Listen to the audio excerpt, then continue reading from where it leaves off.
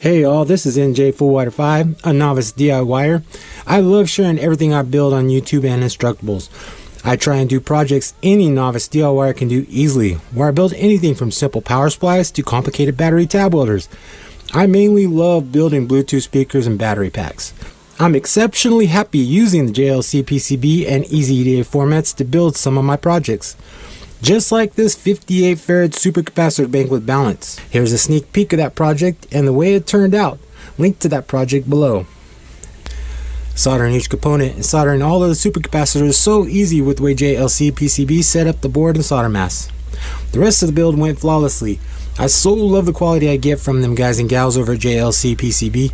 Even the heavy soldering on the supercaps was so easy as they fit perfectly in the boards. Then came the real test as I started the charging and testing of the banks. As you see in the video, the charging and balancing was perfect. Make sure to follow me as I partner up with JLCpcb on future projects. You never know what projects I have around the corner. Thank you for watching, and I hope to see you all on my channel.